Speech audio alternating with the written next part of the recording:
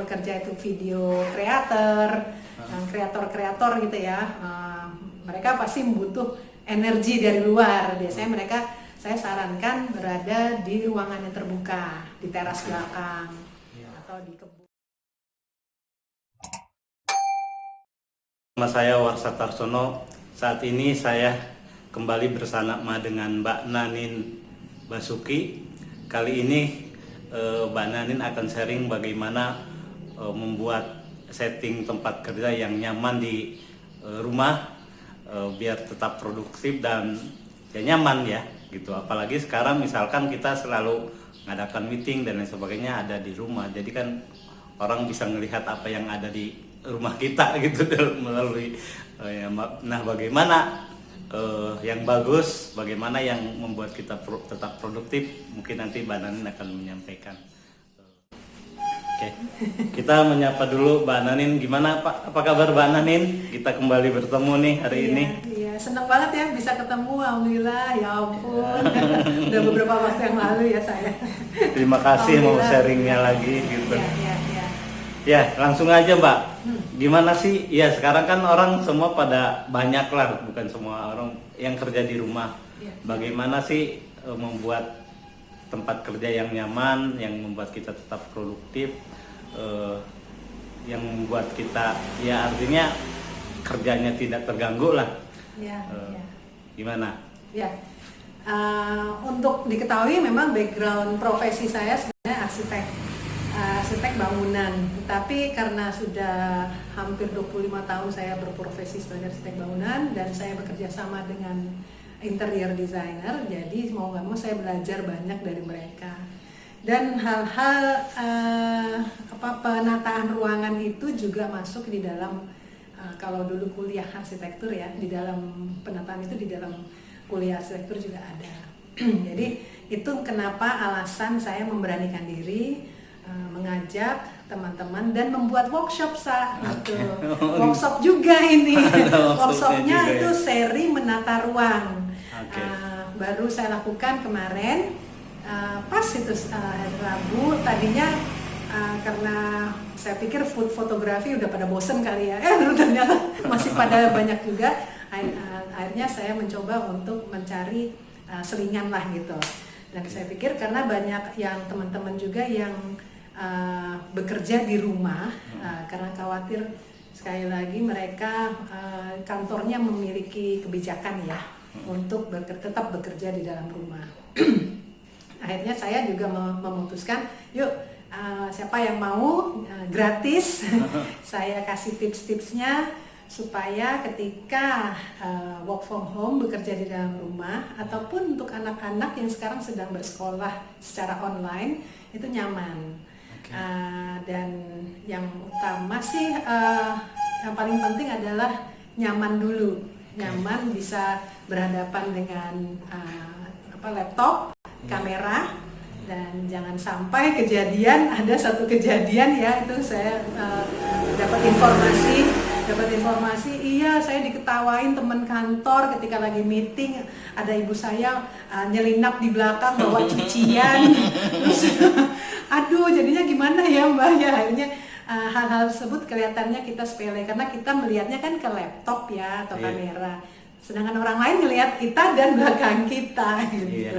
Gitu intinya awalnya ya. Awalnya gitu ya. Gimana Mbak? Prinsip-prinsipnya apa yang yang perlu pertama adalah dari segi kebisingan tuh apa? Suara. Dari segi suara jelas. Kalau kita nggak menggunakan earphone ataupun media berupa earphone atau speaker atau mic ya, pasti akan bermasalah.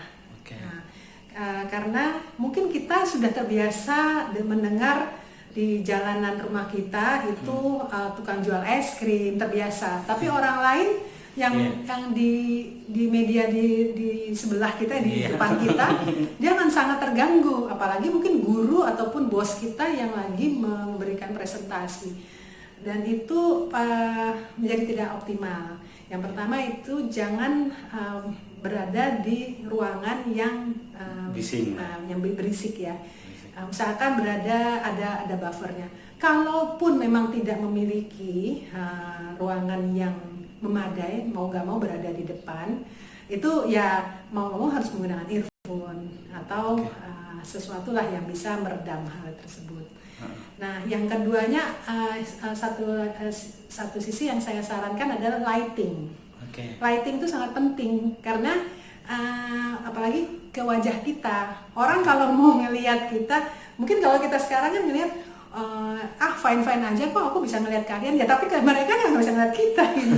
Kalau tiba-tiba kita berada di kamar tidur, lampunya ada sih lampu tapi redup, jadi tidak memadai. Makanya menggunakan cahaya tambahan atau bukaan. Yang ketiganya kembali lagi kayak yang pembicaraan kita yang lalu itu tentang workshop itu, yaitu tentang warna. Jadi usahakan di belakang layar kita itu cukup netral. Karena kita tidak bisa begini. Kita senang banget warna hitam, baju kita warna hitam, terus mungkin ada yang menggunakan kerudung warna hitam, terus belakang kita warna hitam, belakang kita korden warna hitam gitu ya, terus deh cari-cari gitu, mana kamu gitu kan, kita halo kamu di mana kan, kita sampai kayak gitu. Itu karena kan saat work from home itu ataupun Zoom meeting sangat mengadakan waktu, ya kan, apalagi kalau sudah Zoom meetingnya yang bukan premium. Gitu. Jadi prinsip-prinsip dasarnya adalah itu. Ya itu kalau itu kan berarti Mbak untuk kalau itu ruang kerja dalam asumsi kita online ya. Gimana kalau ya itu tadi kan karena kita work from home, jadi ruangan itu seolah-olah menjadi ruangan kerja gitu. Ruang kerja dari jam sekian sampai sekian itu juga kan akhirnya harus membuat kita nyaman secara suasana. Nah, itu bagaimana penataan ruang atau setting ruang yang membuat kita nyaman bekerja di situ gitu. Dan itu kalau untuk hal yang offline memang sangat tergantung dari jenis pekerjaan. Ya, kalau dia jenis pekerjaannya memang membutuhkan konsentrasi tinggi, jangan di tempat yang berisik. Konsentrasi tinggi terutama seperti hitungan, analisis. Tapi biasanya kalau yang bekerja itu video kreator, kreator gitu ya, mereka pasti butuh energi dari luar. Biasanya saya sarankan berada di ruangan yang terbuka, di teras belakang atau di kebun, karena mereka butuh energi yang sangat ekspresif ya untuk yang bidangnya di kreativitas. Itu sih yang utama yang offline. Nah, memang agak sedikit tricky ya. Kita membangun sebuah rumah itu jarang yang meminta ruang kerja. Ya kan? Jarang sekali. Saya punya sampai sekarang pun mungkin bisa dihitung dengan jari yang butuh ruang kerja. Rata-rata mereka ada pernah satu unit apartemen itu karena ada dua kamar, jadi salah satunya ruang kerja. Ya cuma itu aja sih sebenarnya yang saya lakukan. Tapi memang menjadi satu budaya kali ya di Indonesia bahwa sebuah rumah itu tidak perlu adanya ruang kerja, kecuali ya memang rumah tinggalnya yang gede ya, yang bingung ini ruangan buat apa, tidak ruang kerja aja. Rata-rata akhirnya menjadi ruang kerja itu dijadikan musola atau dijadikan ruang tidur untuk tamu, biasanya seperti itu. Nah, beda dengan ketika kita lihat di rumah tinggal di budaya barat, pasti ada ruang kerjanya. Nah, saya selalu menyarankan ruang kerja itu pertama yang tadi saya sebutkan nyaman ya, nyaman dalam artian bidangnya apa dulu. Kalau memang perlu konsentrasi ya udah, dan memang nyamannya di ruang tidur ya udah di ruang tidur. Di ruang tidur menggunakan bahan-bahan yang sudah ada. Kalau memang bahan-bahannya belum ada seperti meja tersebut dan ruangannya sempit, mejanya itu yang bisa dilipat aja ke dinding. Sekarang banyak kok di Tokopedia, nggak boleh ya, dilipit, sensor ya. Nah itu banyak sekali di toko-toko online bisa melihat, bisa dicari meja yang bisa dilipat.